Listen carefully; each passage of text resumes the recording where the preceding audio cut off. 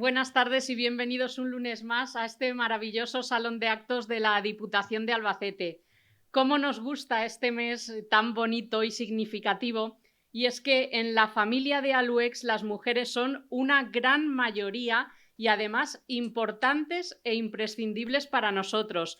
Y hoy queremos ponerle el broche de oro a este bloque de conferencias que estamos dedicando a la mujer bajo el lema Orgullosas de ser mujeres, con una charla maravillosa.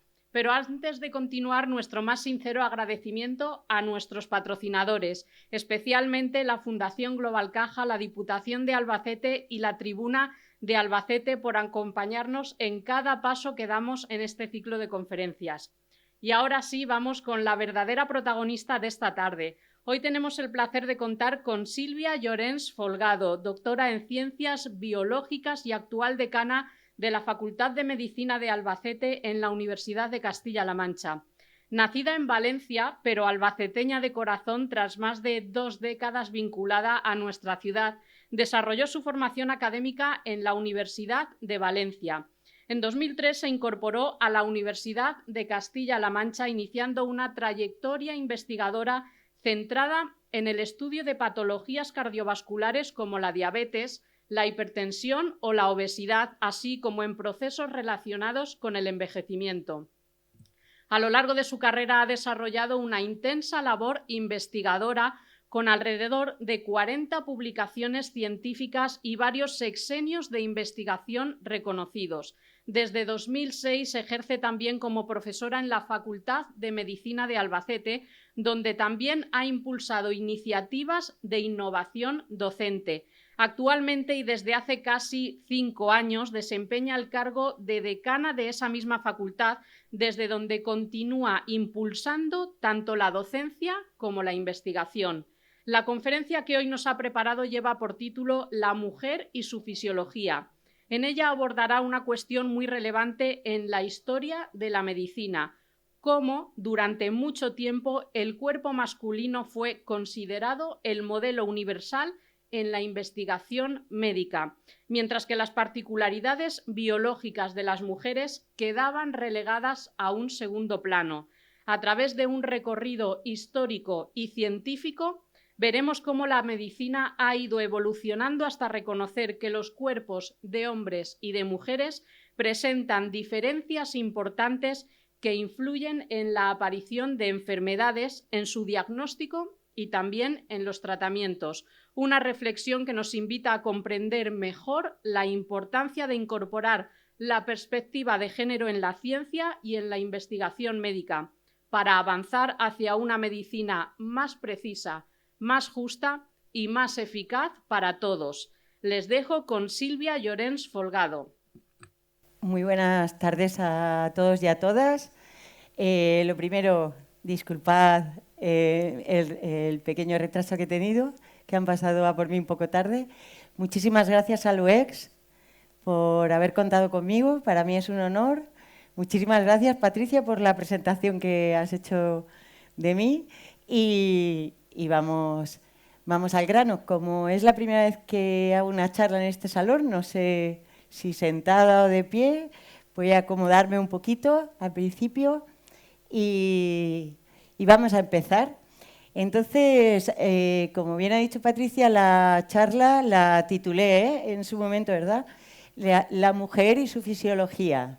Le añadí 2 puntos, una visión diferente, porque de lo que vamos a hablar en realidad pues es de cómo se introdujo, cómo hemos tenido a lo largo de la historia el sesgo en la medicina de género y de sexo.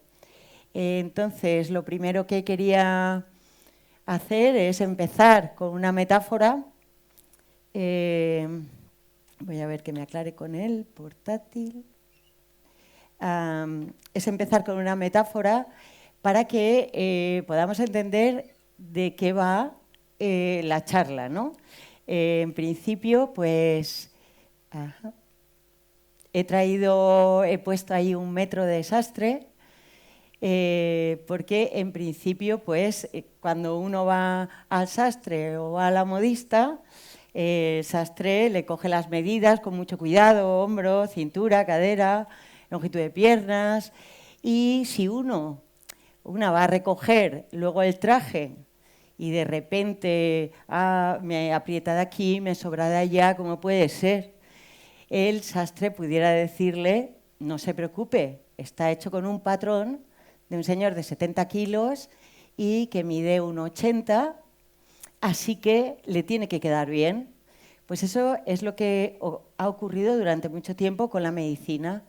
La norma ha sido siempre el patrón de la fisiología masculina y lo que ha ocurrido en la mujer ha sido algo anecdótico. La medicina tiene que ser universal para todos y todas. Ay, este no es. Y no de un señor de 70 kilos con unas medidas puntuales. Entonces, lo primero también quería preguntarles, pues, ¿cuántos de ustedes piensan que las mujeres y los hombres somos iguales esencialmente en todo, excepto en los órganos reproductores? Pueden levantar la mano los que consideren que somos iguales en todo, excepto en los órganos reproductores.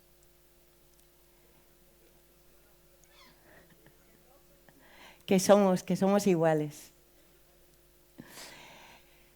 Que somos. La pregunta era que somos iguales. Bueno, no, nada más que una mano levantada, o sea que muy bien, empezamos muy bien.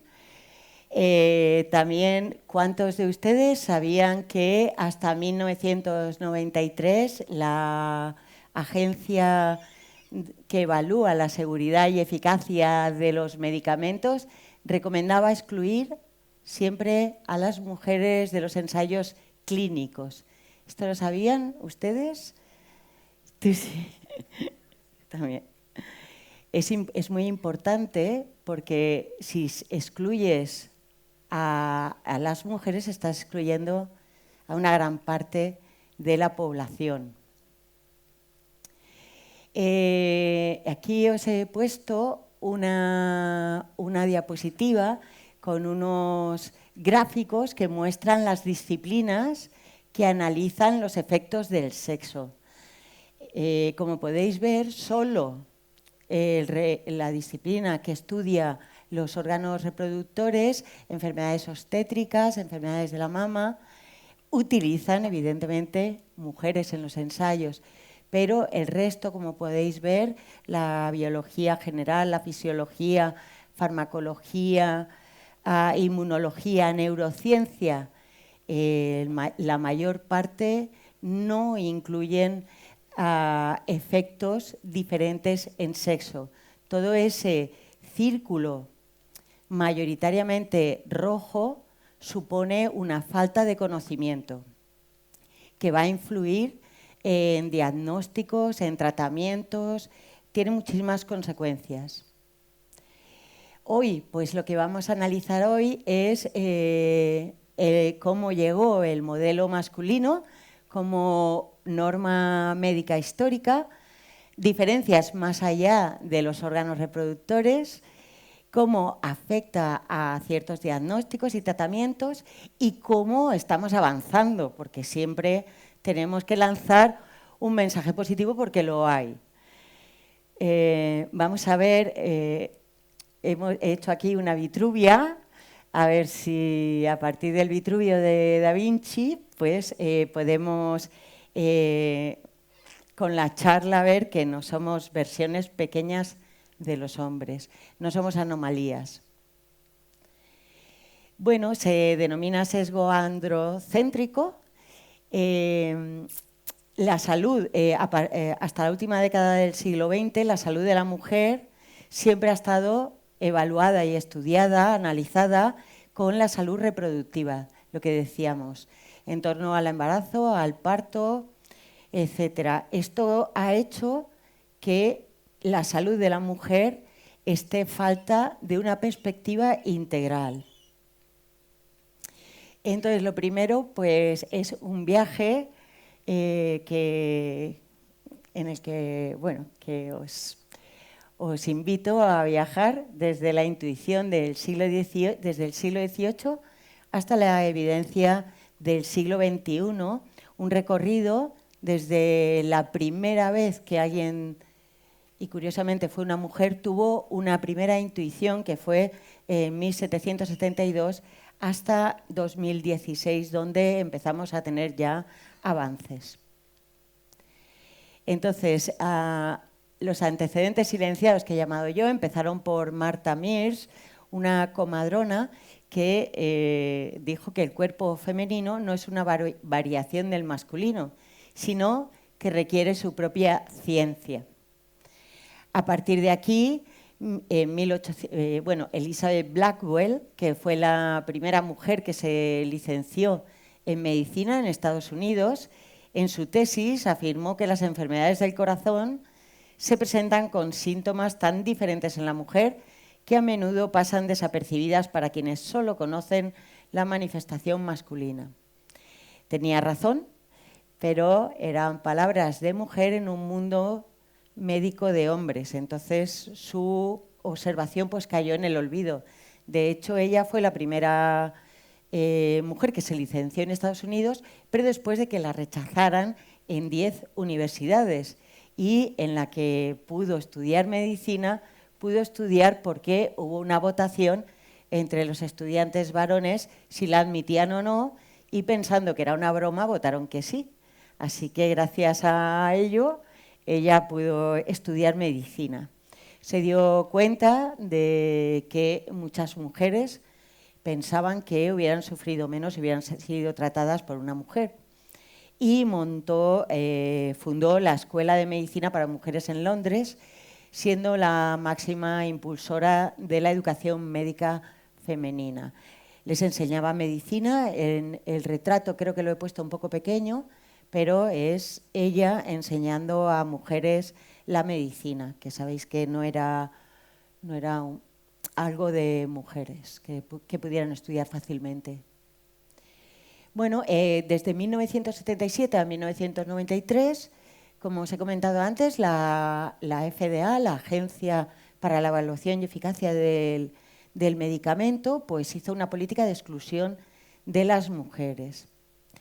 Estudios clínicos sobre enfermedades y trastornos que afectan tanto a hombres como a mujeres, a los dos, se hacían solo con poblaciones de hombres.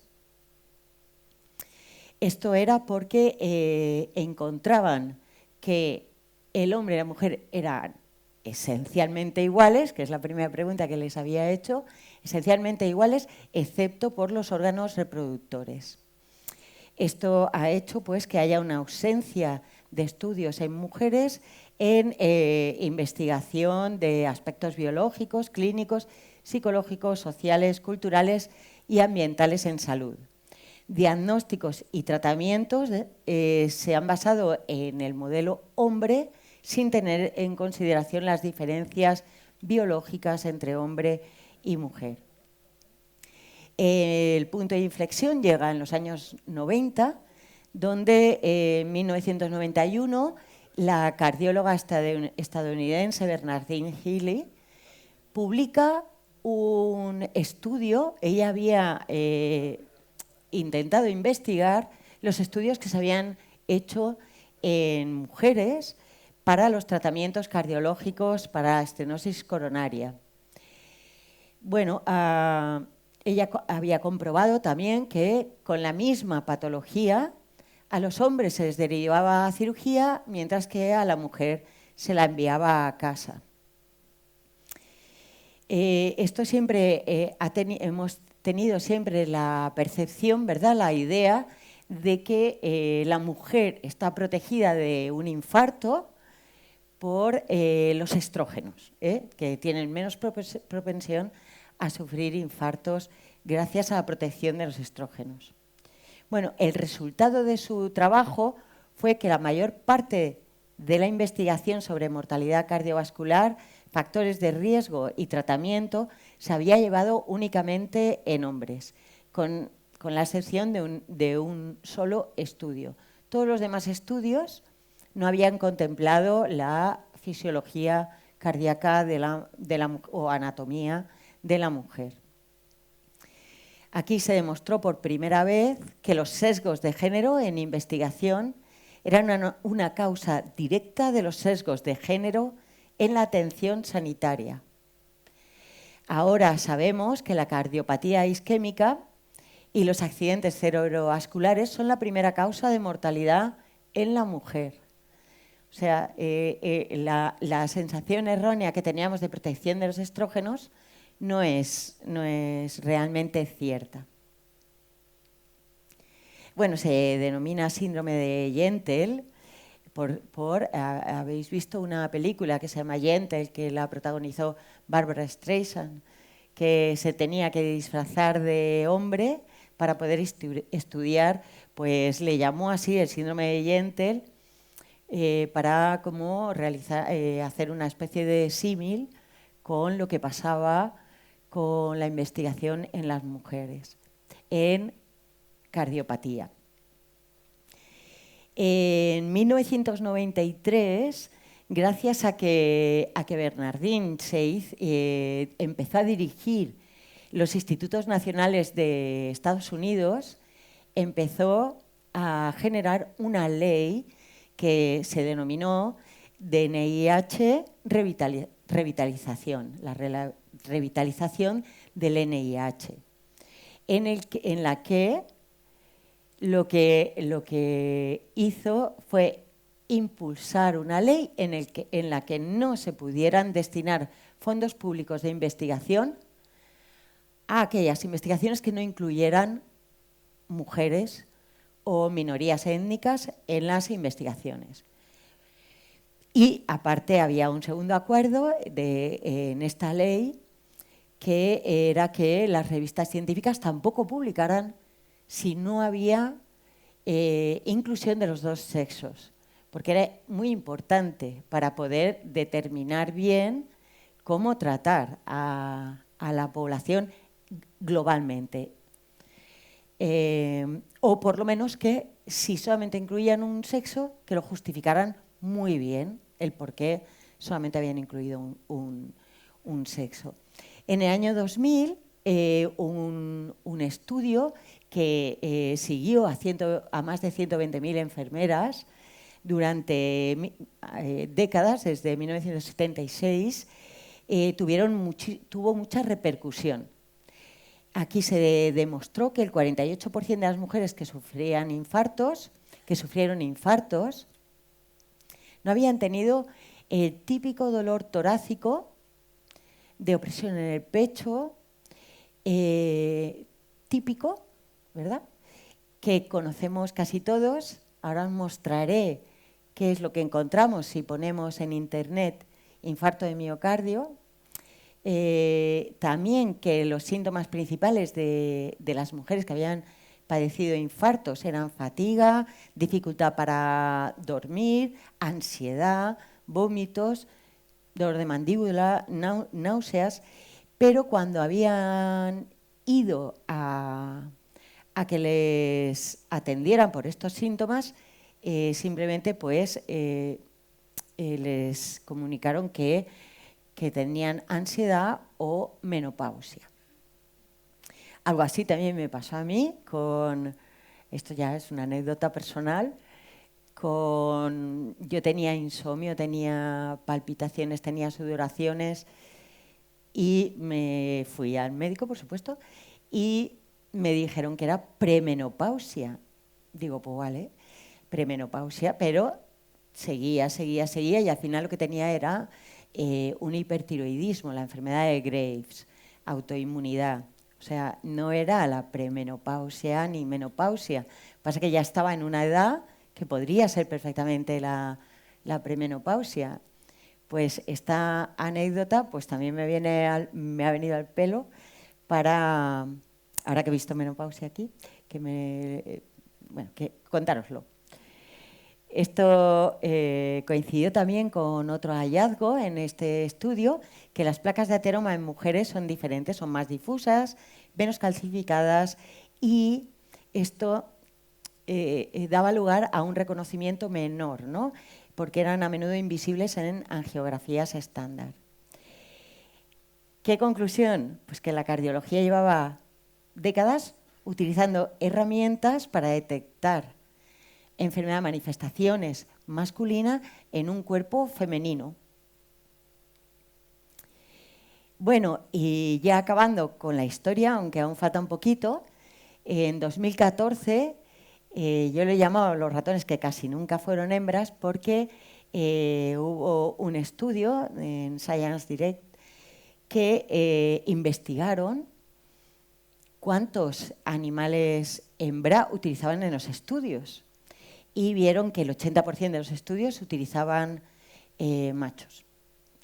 ¿Por qué? Pues para evitar la complejidad del ciclo hormonal de la mujer, cuando el ratón macho también tiene unos ciclos de la testosterona, que también es una hormona. O sea que tampoco era realmente cierto que eso fuera a ser una normalidad estudiar al ratón macho, porque así evitábamos los ciclos hormonales. También, mira, la Viagra femenina. La Viagra femenina, un fármaco para las mujeres, por supuesto, ¿no? Viagra femenina, pues se realizó un estudio, perfecto, sí tenía interacción con el alcohol. Y esto se llevó en una muestra de 25 voluntarios sanos, de los cuales solo 2 fueron mujeres. O sea, es un fármaco dirigido a una mujer y se estudia en 23 varones. Pues vale, ¿no? No pasa nada, pero es un poco extraño. Es lo del traje, ¿no? Si tú vas a hacerte un traje y te lo dan de otro patrón, pues no... no os he preguntado cuánto tiempo tengo. Pero media hora o así tengo. Voy bien, voy bien. Bueno, y ya en 2016 ya se introduce seriamente el sexo como variable biológica en los estudios, en las investigaciones. O sea que por parte de la investigación básica ya tenemos un avance importante, básica y clínica, en estudios preclínicos y clínicos, ya que los hombres suelen diferir en la prevalencia de enfermedades, la manifestación de los síntomas y la respuesta a los fármacos. Bueno, se establecieron las 4 Cs para estudiar sexo y fortalecer así la ciencia. En principio es lo mismo que estudiamos siempre, intentar desarrollar un diseño, una pregunta, una curiosidad, una investigación necesaria, pero siempre pues, incluyendo sexo, recopilar COLET, que es la segunda C, los datos basados en los sexos que hay, el análisis de los resultados, como en toda investigación, y la presentación de informes siempre basados en las diferencias en sexo.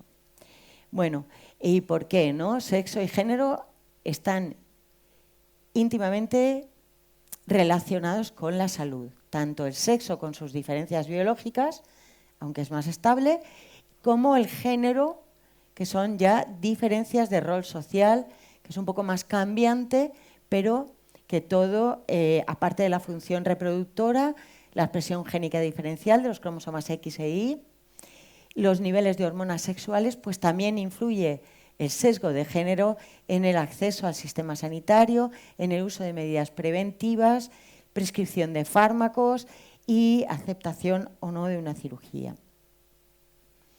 Entonces, esta era mi primera parte, así un poquito de historia, como ha comentado Patricia, y ya pasamos un poquito, de una manera muy sencilla, a diferencias fisiológicas clave, no solo hormonas, sino que voy a contar 2 cosillas del sistema cardiovascular, algo de metabolismo y farmacología, 2 ejemplos, y qué pasa con el sistema inmunológico en la mujer.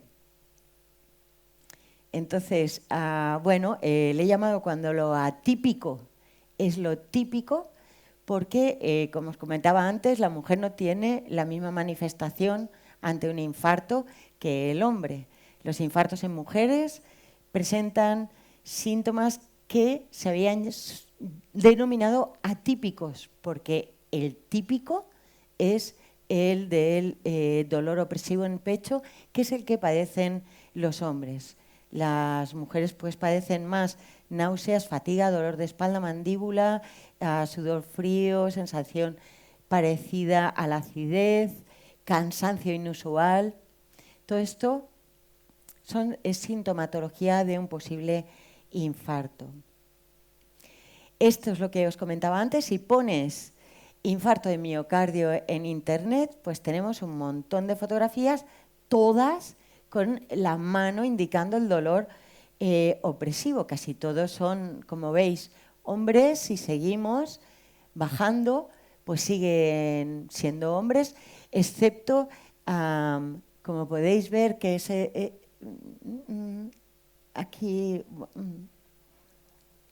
¿dónde está? Bueno, les he recuadrado con un cuadro rojo, míralo, aquí uno, aquí por aquí otro que se corta, otro, y aquí otro también que se corta aquí abajo, que son solo 4 mujeres. Y encima esas 4 mujeres simulan un dolor opresivo en el pecho cuando no es así la manifestación más frecuente en la mujer.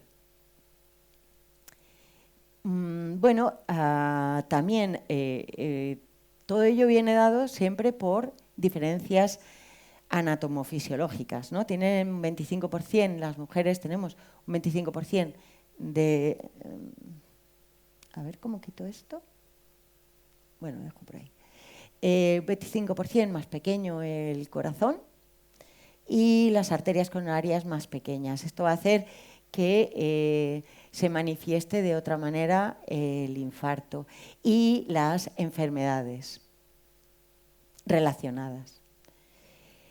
Lo que se piensa es que las enfermedades cardiovasculares son más prevalentes en varones, lo que se ha pensado siempre, y actualmente pues ya se sabe que la enfermedad cardiovascular o cerebro cardiovascular es la principal causa de muerte en las mujeres y una de las causas más importantes de mortalidad en las mujeres tras la menopausia, porque tenemos 3 partes importantes: adolescencia, fertilidad y menopausia, posmenopausia en la mujer, que va a ir cambiando, es cambiante.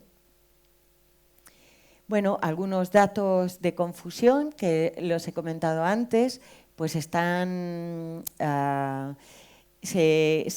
habido siempre una creencia de que las mujeres están protegidas por los estrógenos hasta la menopausia. Bueno, hay un estudio, una investigación ahora que se propone reducir esta carga global de la enfermedad cardiovascular en la mujer hasta bastante, hasta el 2030. Se supone que vamos a ir reduciendo, pero a día de hoy todavía las enfermedades cardiovasculares permanecen menos estudiadas, reconocidas, diagnosticadas y tratadas en hombres que en mujeres. Había traído datos, pero los tengo en una diapositiva, son datos ya un poco más técnicos. En una diapositiva final, si lo queremos, pues los miramos para que podáis ver el porcentaje menor que hay de tratamientos o exploraciones. Bueno, y ya con esto era lo que os decía del sistema cardiovascular, que no he querido alargarlo mucho y lo he querido hacer un poco sencillito. Y respecto al metabolismo y farmacología, pues tenemos algunos casos también.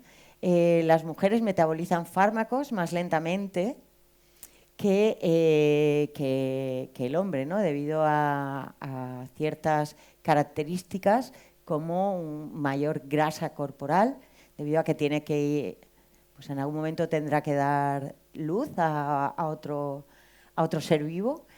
Diferencias en enzimas hepáticas, que son las que van a metabolizar los principios activos.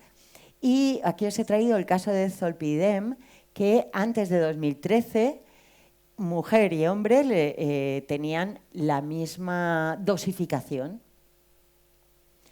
Se empezó a ver que las mujeres que tomaban Zolpidem, que es un fármaco para dormir, más o menos, tenían más accidentes que los hombres a la mañana siguiente.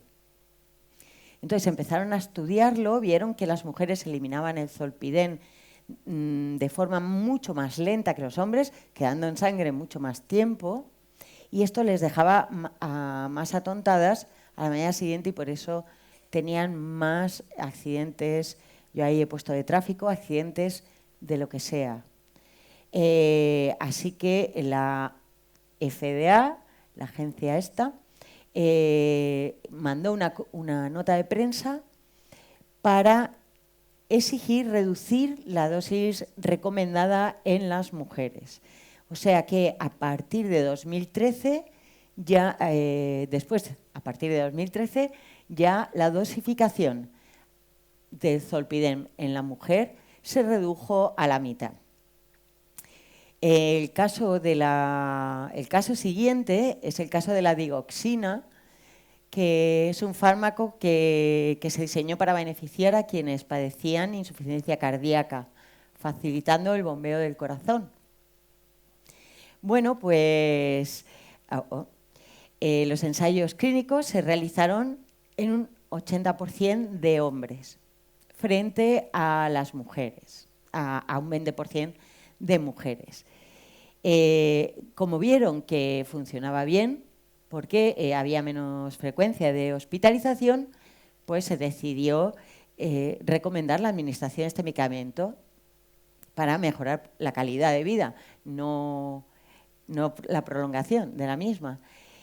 Pasados unos años, estudiaron qué tal había ido el estudio con el placebo, digoxina, etcétera. Y bueno, vieron que los hombres que tomaban digoxina habían experimentado mejoría con respecto a los hombres que habían tomado placebo, pero sin embargo las mujeres que habían tomado digoxina habían muerto antes que las mujeres que habían tomado placebo. No era igualmente de ideal para la mujer que para el hombre. Claro, esto al ser las mujeres se habían representado una proporción muy pequeñita, pues este hecho pasó desapercibido. Si se hubiera estudiado equitativamente, pues no hubiera pasado desapercibido y se hubieran ajustado dosis, tratamientos, lo que fuera. Bueno, había puesto aquí abajo que estos ejemplos, hay muchos más, ¿no?, ilustran cómo la salud de las mujeres se ve perjudicada gravemente por su exclusión en ensayos clínicos. Bueno, respecto al sistema inmune, esto relacionado ya con el metabolismo y la farmacología, o sea, el tratamiento, pues el sistema inmune también es diferente, ¿no? Las mujeres tienen respuestas inmunitarias más fuertes. ¿Eso qué quiere decir de más fuertes? Que tienen que generan anticuerpos o tienen mayor memoria inmunológica. Entonces generan mayor susceptibilidad a enfermedades autoinmunes, pero mayor resistencia a infecciones agudas, virus, bacterias o parásitos. Sí que os había traído la proporción de enfermedades autoinmunes en mujer y hombre porque es muy diferente. Por ejemplo, lupus es una incidencia de 9 mujeres a un hombre. O sea, tienen muchísima mayor propensión a enfermedades autoinmunes. O el síndrome de Sjögren, que hay una desaparición de glándulas lacrimales o salivares, también es de 9 a 1. O la tiroiditis de Hashimoto, artritis reumatoide. Hay bastantes enfermedades autoinmunes cuya proporción es mayor en las mujeres que en los hombres. Los mecanismos que se han propuesto, todavía no se sabe tampoco demasiado bien, es que los estrógenos estimulan la reactividad de los linfocitos, que tienen ya una mayor reactividad inmune basal, y bueno, algunas cosas relacionadas con el cromosoma X. Como tenemos 2, pues doble. Y bueno, ¿qué consecuencias tiene? Pues consecuencias si tenemos una mayor respuesta inmunitaria, pues tenemos mayor tasa de rechazo en trasplantes. Rechazamos más. Bueno, esto ya, el siguiente bloque ya es consecuencia de diagnóstico y tratamiento. Tratamiento más o menos, ya lo hemos mirado un poquito con Solpiden y eso. Y bueno, la más directa es el retraso diagnóstico. En promedio las mujeres esperan más tiempo para diagnósticos de enfermedades comunes. Un estudio hecho en la Universidad de Copenhague con 7 millones de hombres y mujeres durante 21 años, pues ha podido comprobar que los diagnósticos se retrasan mucho más en mujeres que en los hombres en 700 enfermedades. Es muchísimo. En el cáncer 2 años y medio más tarde, en la diabetes 4 años y medio, o, bueno, aquí he puesto también la osteoporosis porque es una excepción. La osteoporosis tiene los screening con los datos de mujeres. O sea, el patrón de la osteoporosis aquí sería, al contrario, es de mujer. Bueno, entonces el mensaje que lleva este estudio es que las estrategias nacionales deben considerar las diferencias entre ambos sexos en los síntomas y signos. La endometriosis también es una enfermedad que lleva un retraso en el diagnóstico de unos 5 o 8 años. Al principio, pues, aparecen los primeros síntomas en la adolescencia y se confunde con dolores de regla. Luego las visitas médicas, pues suele decir esto es normal, tal, hasta que al final ya se ve que es una endometriosis, que es una enfermedad endocrina y autoinmune generada por varios factores ambientales, aparte de genéticos también, que están implicados.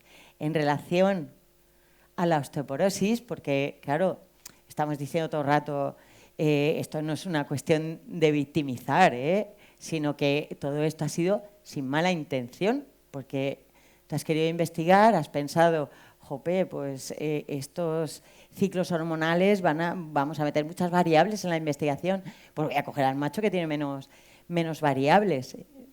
Pero ha generado un sesgo importante para tratar, bueno, lo que estoy intentando comentaros. Pero en el caso de la osteoporosis, pues es al contrario.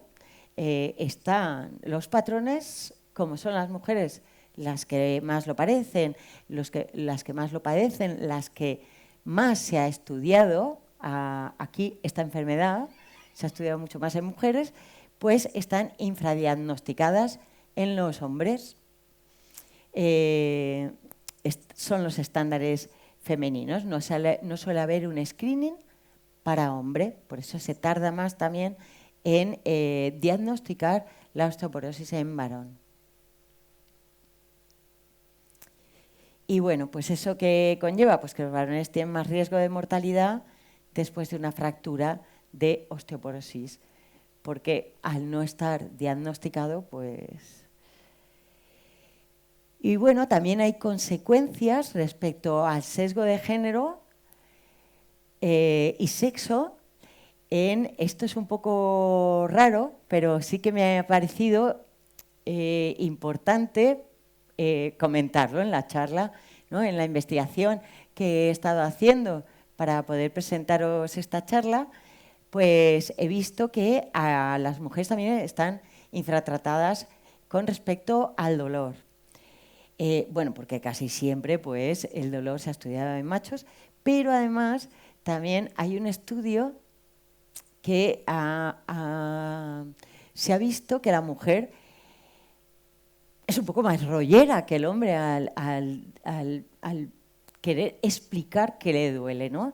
Entonces he cogido de una charla de María Teresa Ruiz Cantero, una catedrática importante en cuestión de la medicina en el sesgo de género, que cogió un ejemplo de una narrativa clínica de una mujer y de un hombre para definir, para explicarle a la médico o al médico, es un dolor en la pantorrilla, ¿no? Entonces la mujer dice, me duele la pantorrilla, indicando dónde tal, he estado entrenando para una media maratón y me he estado esforzando mucho para seguir mi plan de entrenamiento. Mi hijo tuvo un torneo el fin de semana con partidos que empezaban temprano. Estaba tratando de correr antes de que todos se levantaran y decidí saltarme los estiramientos para ahorrar tiempo. Todo esto se lo está explicando para que pues el médico pueda ir cogiendo cuantos más datos mejor. Hacía mucho frío, estaba húmedo afuera, así que supongo que realmente debería haberme estirado y calentado primero. De todas formas tenía que regresar rápido, bla, bla, bla, bla, bla, bla. El hombre que dijo, me desgarré un músculo de la pantorrilla haciendo ejercicio. Yo busco analgesia, por Dios, y ya está, ¿no? Bueno, entonces a raíz de aquí pues han analizado un montón de la narrativa que tiene la mujer también frente al hombre, de explicar, de contar, que eso también puede hacer que el médico pues se despiste un poco, ¿no? Vamos a ver, ¿a qué venías, no? Porque ya dices, madre mía. Entonces han recopilado un gran corpus de narrativas de enfermedad, ¿no? Y se han visto diferencias significativas en cómo mujeres y hombres se informan tanto cuantitativamente como cualitativamente sobre cualquier cosa, ¿no? Hay un montón de repertorios, como me indica en la diapositiva, léxicos femeninos y masculinos. Bueno, no me he podido leer el artículo, pero en cuanto acabe la charla y tenga un poco de tiempo me lo leeré porque tiene que estar divertido. En realidad también lo que os comentaba del dolor, ¿no? Es que el dolor tampoco es igual. Cómo se deriva en una mujer y en un hombre. Y esto es aplicable a humanos, pero los ratones macho y hembra no procesan el dolor por las mismas vías neuronales ni con los mismos mediadores químicos. Los estrógenos, algunos metabolitos de los estrógenos, influyen en las neuronas o en los receptores del dolor. No significa que los ratones macho o los hombres tengan más dolor o menos dolor que la mujer o el ratón hembra, sino que el mecanismo es bastante diferente. Esto tiene consecuencias, por supuesto, en los fármacos, que pueden ser ineficaces en la mujer o en el hombre, o sea, en cualquiera de los dos. Aquí os he puesto un ejemplo, ¿no? Porque porque las hormonas pueden influir. Los ratones machos, la respuesta depende de las células inmunitarias, de la microglía, macrófagos, células del sistema inmune, y en las hembras son las células T las que parece que controlan el dolor. Entonces, estas vías en los machos, si se castran, se elimina la testosterona, derivan a el dolor por el que una mujer, una rata hembra sufre, ¿no? Que es a partir de la célula T. Y también al revés, ¿eh? Si una mujer se libera de los estrógenos, pues puede llegar a tener el dolor contextual del macho. Bueno, esto tiene la repercusión, como os había comentado ahora mismo, que como durante mucho tiempo la industria farmacéutica ha estado probando los fármacos solo para el dolor, solo en machos, pues imagínate lo que he puesto aquí, cuántos tratamientos habrán tenido que tirar a la basura que a lo mejor eran eficaces contra la mujer, en la mujer. Pero como estaban solamente probados en una parte de la población, pues si no servían en esa parte de la población, se quitaban de en medio. Bueno, mira, otra curiosidad que os he traído, que me ha llamado la atención, es un estudio de la Universidad de Duke, revela una realidad preocupante. Dice, las mujeres tienen un 14% menos de probabilidades que se les haga una resucitación cardiopulmonar en público en comparación con los hombres.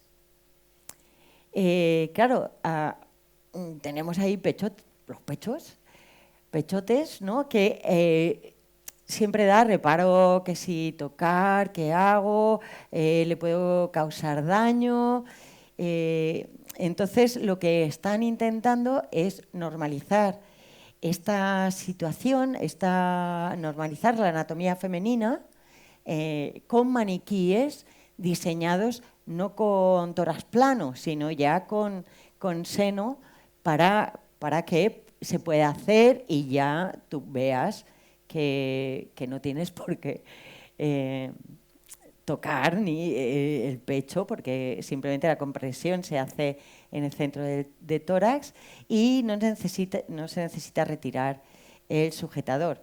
Bueno, pues buscando información, porque no, buscando fotografías de los maniquíes, porque no hay casi empresas que hagan estos maniquíes con los senos, pues me he encontrado con unos mensajes muy inquietantes, ¿no?, al respecto de cuando puse la Universidad de Duke los datos de la universidad, que las mujeres tienen un 14% menos de probabilidades de recibir reanimación, con lo cual el tiempo es oro, o sea, tiene más probabilidades de morir en la calle por un infarto. Pues me he encontrado con unos mensajes súper bestias, ¿no? Ponía, y si mejor le dan clases de primeros auxilios a las mujeres y que se ayuden entre ellas. O el otro que me dejó impactada, por mí que se vaya a otro barrio. Ya hay muchas demandas por hacer RCP como acoso por haber tocado su pecho sin su consentimiento. Eso del oso ya no sé lo que es, pero pues así había, yo qué sé, una retahíla que digo, madre mía, qué fuerte, ¿no? Porque eso es de ahora. No sé cómo alguien puede pensar así. Bueno, luego, afortunadamente, pues siempre hay gente más normal, ¿no?, que dice, bueno, realmente no tocas el seno de una mujer al hacer el RCP, o a la hora del RCP, lo último sería eso, y tampoco miedo a romper una costilla. Se supone que es vida o muerte, pues si te rompe una costilla, pues oye, ya la hemos roto, pero si hemos salvado, pues... Bueno, y ya voy acabando. Igual he ido muy rápido. Porque ya voy a pasar también a la parte la parte positiva, por supuesto, ¿no? Primero os he presentado ahí lo peor en en los sesgos que hay, cómo hemos llegado hasta ahí, cuál puede ser su repercusión. Y por eso es la necesidad de estudiarlo. Y bueno, y ahora pues los avances, ¿no?, que se están haciendo, los avances y los cambios que se pueden hacer. Siempre, por supuesto, y aquí ya os hablo como decana, pues empezar por la docencia. Como os he comentado antes, la investigación ya está en marcha, básica, clínica, preclínica, ya se están incorporando, gracias a las políticas actuales, de introducir el sexo como variable biológica en las investigaciones. Tenemos que hacer una medicina de precisión, incluyendo el sexo y el género para tratamientos más efectivos, y una investigación específica también de condiciones femeninas para seguir, que no se siga retrasando el diagnóstico en ciertas patologías. Entonces, pues, os lo he comentado antes, en 2016 el NIH requiere incluir los dos sexos si quiere recibir para investigaciones, o sea, financiar aquellas investigaciones solo si incluyen los sexos, los dos sexos. Y si solamente incluyen uno, pues hay que justificarlo muy bien. Bueno, como siempre, y os acabo de demostrar esos tweets o lo que fuera eso, horrorosos, ¿no? Pues siempre hay voces discordantes, ¿no? Siempre hay gente pues que piensa que es una tontería. Con esta charla yo espero que vosotros hayáis visto que no es una tontería lo que estamos comentando. Hay algunos que dicen que exigirlo supone un obstáculo para el progreso. No sé qué progreso, progreso de una parte de la población sería la que se obstaculizaría. La política introduce una variable que no se puede controlar adecuadamente. Esto sí que es cierto, que tenemos muchas limitaciones presupuestarias y también capacidad. Y después dice que debilita el rigor de la mayoría de las solicitudes, el incluir los sexos, ¿no? No sé. Yo creo que es fundamental. Espero que ustedes también, después de esta charla. En la política en investigación en España, pues también se está aplicando, o sea, estamos teniendo muchos cambios y bastante buenos. Políticas de género en instituciones sanitarias, jornadas de investigación en salud con dimensión de género. Y aquí os he subrayado lo que nos piden cuando queremos presentar un proyecto que va a ser financiado por el Ministerio o por el Instituto Carlos III, el Instituto de Salud, donde veis que en la sección de metodología nos indican que justifiquemos tamaño muestral y que incluyamos y que integremos la perspectiva de género en la metodología, siempre sí al lugar, y además entendiéndolo como análisis de género y sexo. O sea, no solamente introducirlo dentro de nuestras investigaciones, sino también analizar si existen diferencias y presentar las dos diferencias, los dos patrones. Entonces, lo que se está viendo ya es lo que se llama ya la medicina de género. Esta ya es la conclusión y el mensaje final, ¿no? Que la biología femenina requiere atención específica, no es una variación de la masculina, que nosotros necesitamos como pacientes también saber si esos fármacos, si esos tratamientos, si esas exploraciones están hechas, también se han hecho en mujeres, para ver si nos viene bien el traje, aquel traje con el que hemos empezado. Y, por supuesto, siempre celebrar todos los avances que se nos pongan por delante, porque siempre van a quedar muchísimos retos pendientes. Simplemente el mensaje es entender que nuestras diferencias nos hace más fuertes y saludables a todos y a todas, hace una sociedad más saludable, más sana. Y nada, abogar por una medicina que escuche a todos los cuerpos. Lo que hemos analizado hoy, así en resumen, un pequeño sesgo histórico, porque he dicho pequeño porque quizá he querido resumir demasiado para que no cansaros, algunas diferencias reales y que veáis cómo vamos avanzando, cómo va avanzando la ciencia, la medicina, etcétera. Bueno, aquí os he puesto una metáfora de un violín y un violonchelo. Los dos son instrumentos que hacen música, ¿verdad? Pero tienen afinaciones diferentes, pues el símil es el cuerpo del hombre y de la mujer, pues los dos cuerpos hacen música, pero con afinaciones diferentes, y la medicina de precisión nos va a servir para aprender a afinar cada instrumento. Bueno, lo que os comentaba antes, que cuando vayáis al médico pidáis vuestro traje a medida, porque la talla única pues no nos vale. Y nada, quiero agradecer siempre a Luex, como he hecho al principio, por invitarme, pero también muchas de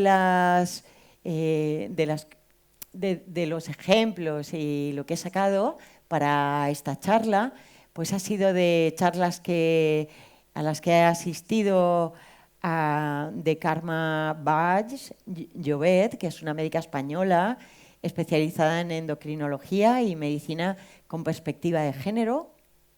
Dirige el programa Mujer, Salud y Calidad de Vida en el Centro de Análisis y Programas Sanitarios. Es muy importante. Tiene también una revista de Mujer y Salud, junto con más gente, donde no tienen financiación porque no está la industria farmacéutica detrás, o sea, se valen simplemente de los suscriptores. También María Teresa Ruiz Cantero, que la he citado antes con la narrativa clínica de la mujer y el hombre, que es catedrática de Medicina Preventiva y Salud Pública en la Universidad de Alicante, y su principal línea de investigación es Salud de las Mujeres desde la perspectiva de género. Y Silvia Rivas Rodríguez, una amiga mía, que vino a hacer una charla también a la Facultad de Medicina, aquí a Albacete. Es catedrática de Fisiología en la Universidad Autónoma de Madrid y hizo una charla también de salud,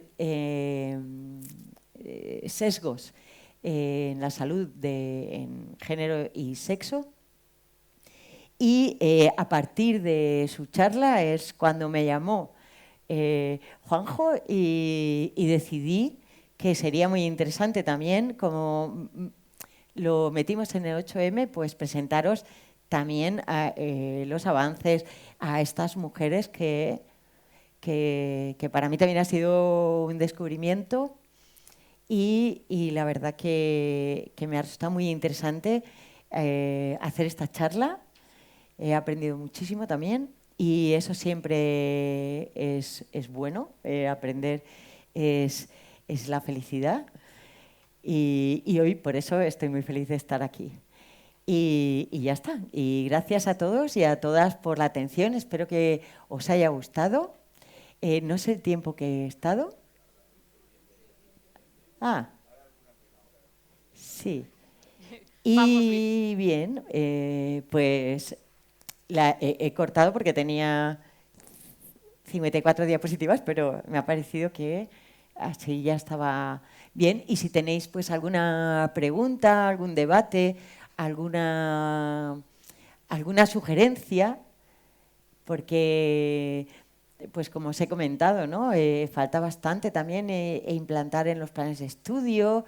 Entonces, cualquier sugerencia puede ser bienvenida. Si hay alguna pregunta, levantan la mano. ¡Ay!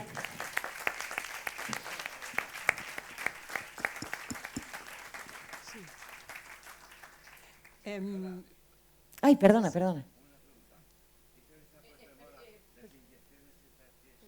Espere un momento, que le acerco el micro para que se grabe también el sonido, si no luego en la grabación no se escucha. Señora,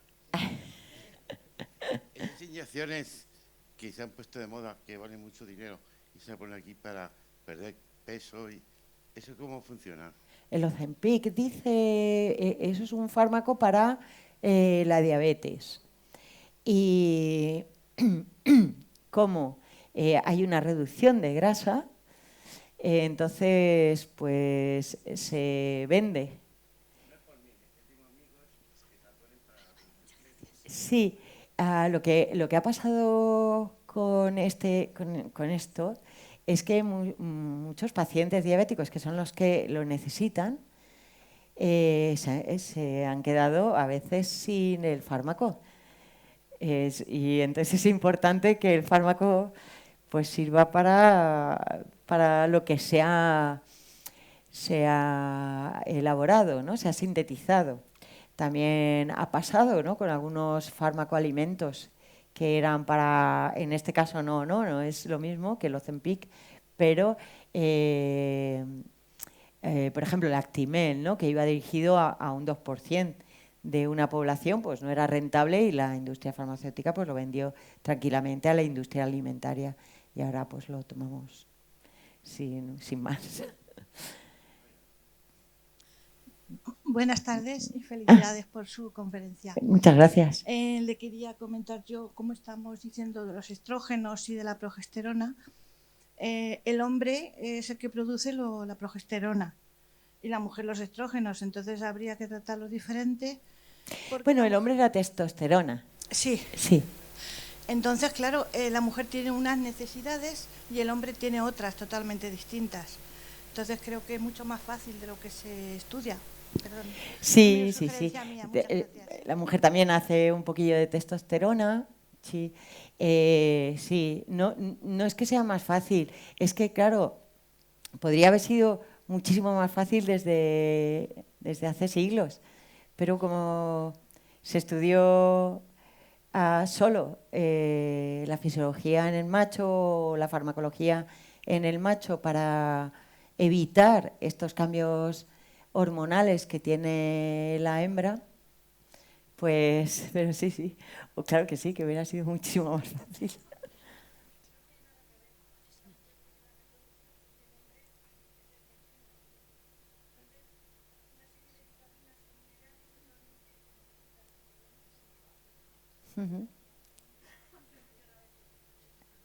Sí, pero yo estoy de acuerdo. Sí. Cada uno necesitamos nuestras cosillas, según nuestra fisiología. Estoy de acuerdo. Bueno, pues yo quería hacer una pregunta, igual está un poco relacionada con lo que se acaba de decir, pero bueno. En primer lugar, decir que estoy como sorprendida porque el sesgo histórico del que teníamos que hablar es muy largo porque se plantea hasta antes de ayer. Quiero decir, que si estamos hablando que hasta 2016 todavía las investigaciones y tal se realizaban en machos en un porcentaje tan alto, cuando cualquier persona que mínimamente haya estudiado sabe que el hombre y la mujer no somos iguales en principio, porque las mujeres llevamos un cromosoma 2 veces y el hombre lleva el X y el Y, esto ya debe marcar diferencias. ¿Cómo puede ser que se hayan dejado a la mujer tantísimos años fuera de la investigación y yo no lo veo tan inocente, francamente? Si no fuese porque pienso que es que somos necesarias para que el mundo continúe. Es que, de verdad que es que estoy en el punto 1 de mi razonamiento más simple. No es un razonamiento simple, es algo que es así. A ver, no es algo fácil de entender, y menos en estos tiempos. Es algo muy difícil de entender, pero ha sido así. Ha sido horrible, sí. Es muy sorprendente, sí. Uy, que no te había conocido. Buenas tardes. ¿Dónde estás? Aquí.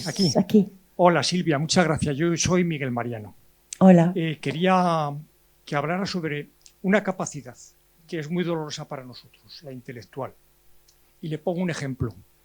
Ahora hay oposiciones a la Guardia Civil, a la Policía Nacional, a los bomberos sobre todo, y gracias a esa camisa nueva que es propia de las mujeres, las pruebas físicas han podido bajar. Mi hijo, que es guardia civil, dice que es una desigualdad que se os baje las pruebas físicas. Vale. Gracias a bajar esas pruebas físicas para encontrar una camisa apropiada para la mujer, se ha podido conseguir que un 20% de mujeres entren en esos cuerpos de seguridad. Creo que se quiere llegar a un 48-52 para que haya bastante igualdad. Pero vamos por la parte de arriba, la parte de las pruebas intelectuales y mentales, incluidas los psicotécnicos. Yo creo que si se endurecieran, podrían llegar las mujeres a ese 48%. Porque creo que la capacidad intelectual de la mujer es superior en memorización. Entonces, por favor, si nos puede hablar un poquito sobre eso, muchas gracias. Sí, bueno, lo que sí que existen son diferentes interacciones en los dos hemisferios, en la mujer y en el hombre, pues cada hemisferio tiene las suyas.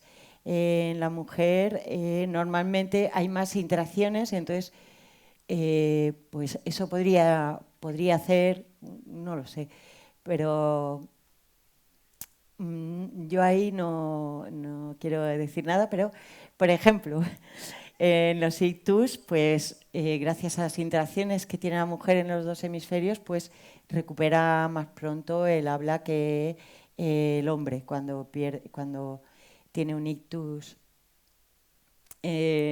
por las interacciones. Sí que habría que estudiar más. Seguramente hay estudios hechos, pero no he mirado yo si hay sesgo, ¿no? Entonces, tampoco puedo decir mucho más. Probablemente la capacidad, no es la capacidad, sino, por ejemplo, el autismo en las mujeres, en las niñas, se diagnostica más tarde porque tiene un desarrollo mental más pronto que... o sea, tiene un desarrollo mental diferente, entonces se diagnostica un poquito más tarde en las niñas el autismo que en los niños. Sí, tiene que funcionará diferente. Los roles de género, donde la cultura, todo lo social, pues han hecho que la mujer tenga un papel más cuidador, más tenga que esforzarse mucho más para llegar a determinados puestos, pues quizá hace que entrenen mejor la mente, la memoria, que se esfuercen más o que probablemente lo tengan. Yo ahí no voy a tirar piedras sobre mi propio tejado, pero yo confío en que todo el mundo tenemos una capacidad intelectual buena. Hola, buenas tardes. Hola. Bueno, me ha encantado tu conferencia porque es la primera conferencia que oigo en este sentido y sí. que es un tema que tendría que haber sido histórico porque efectivamente para muchas cosas y para mí ha sido súper novedoso la primera conferencia, ya te digo, que oigo en este sentido. Entonces te lo agradezco muchísimo a todos los niveles, me ha encantado. Entonces, varias cositas de lo que has comentado. Una, estoy plenamente convencida de que efectivamente hombres y mujeres tenemos una capacidad cualitativa de comunicación distinta, obviamente. También algodonar los contextos te ayuda a ir más directo a la diana, ¿vale? Sí. Y, a ver, más cositas que... también el umbral del dolor Sí. muchas veces en la mujer es superior que en el hombre, ¿vale? Y, a ver, para mí también es importante, y más ahora con la inteligencia artificial, que también tiene sesgos importantísimos, que no se trasladen estos sesgos en el previo de la inteligencia, bueno, y en el antes, al después. Es decir, sobre todo que ahora la inteligencia artificial se está utilizando mucho a todos los niveles en investigación, medicina, farmacología, a todos los niveles. Entonces, sería otro atraso que no se corrigieran estos sesgos en inteligencia artificial. Y también te quiero consultar si ya estas perspectivas, las conferencias que se están dando tanto a los médicos ejercientes como a los farmacéuticos ejercientes, se les está advirtiendo ya, porque el paciente va y confía en la dosis que le da el facultativo. Y si aún encima a veces preguntas, oiga, aquí puede haber una diferencia de sesgo, igual alguno se mosquea. Sí. Porque es que te dicen, Sí, pero, hombre, sí, yo entiendo que uno se puede enfadar, ¿no? Claro. Se puede molestar, pero simplemente uno tiene que mirar por sí, ¿no? A mí sí que me importa, entonces yo soy paciente, pero bueno, sí, lo entiendo. Respecto a... es que me he quedado maravillada con lo de la Eso, sí, eso sí que se está entrenando para evitarlo. Y lo otro que me has comentado, yo creo lo que se está haciendo es mucho en residentes. Pero, ¿qué ocurre? Que a mí me gustaría que empezara en universidad, en la formación. Ya, pero los que están ya en consulta, me refiero a eso, los que Sí. y el farmacéutico que te lo encuentras ya en la farmacia. Para preguntarle, para consultarle, claro. Eso, si no tienen conocimiento de esto, pues ahora mismo en el Sí. momento actual todavía no se va a hacer lo adecuadamente que se debería hacer. No, sí que se estará haciendo bien, porque tampoco es lo mismo la dosificación para un niño, para un anciano. Sí, eso sí.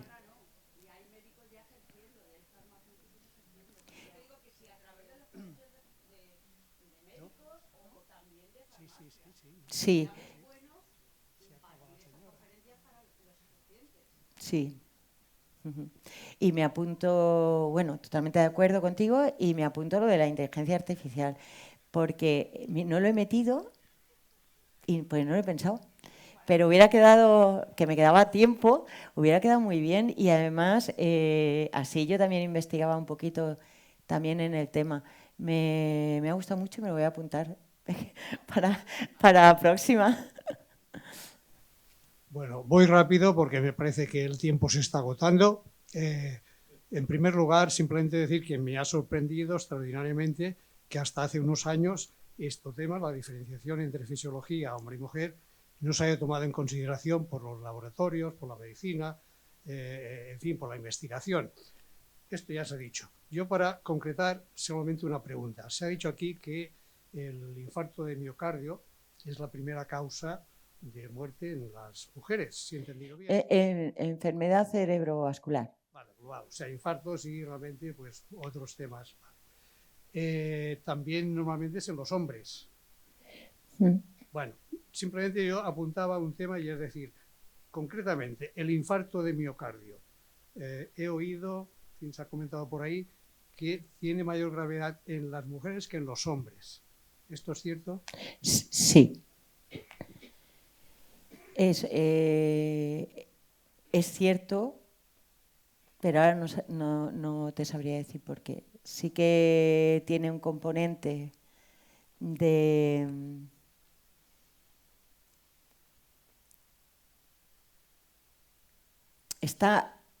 Ya lo sé. Claro, estaba yo pensando... primero, que llega más tarde al diagnóstico. El infarto en la mujer llega con unas manifestaciones, tú vas pensando que igual tienes un empacho, y no está bombeando adecuadamente. Y después, pues, al llegar más tarde, las consecuencias pueden ser peores. Y también el tratamiento, todo. No me explica muy bien, ya sé que no estás convencido, pero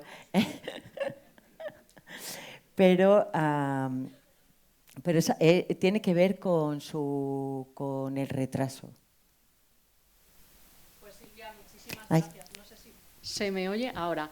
Muchísimas gracias. Cuando llega habitualmente el mes de marzo, cuando llega el 8 de marzo, esa visibilización que le damos a la lucha por conseguir esa igualdad se centra mucho en las manifestaciones que se hacen en la calle y en esa lucha por conseguir una igualdad que se centra sobre todo en el ámbito laboral y también por conseguir una conciliación real para las mujeres, pero nos olvidamos de temas que son igual o más importantes en esa igualdad, como es la ciencia, como es la investigación, como es la sanidad. Y creo que iniciativas como las que hace Aluex, dedicando todo el mes de marzo a ciclos de conferencias dedicadas a las mujeres, y charlas como las de esta tarde, en la que queda de manera muy evidente que quedan muchos ámbitos en los que trabajar y en los que conseguir esa igualdad real, pues creo que cobran más importancia, así que más lucha por la igualdad en forma de conferencias y también por darle más visibilidad.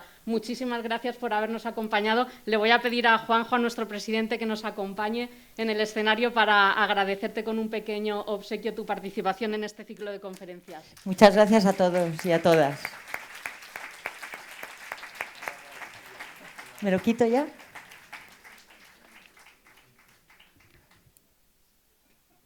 Mientras ellos se hacen la foto y antes de que se marchen, les recordamos que vamos a hacer un pequeño descanso de Semana Santa durante 2 semanas para que puedan disfrutarla y vivirla como se merece. Nosotros volveremos el próximo lunes 13 de abril con la conferencia Viaje por los castillos del antiguo estado de Villena y lo haremos para escuchar a Aurelio Petrel Marín. Gracias por su compañía un lunes más y buenas noches.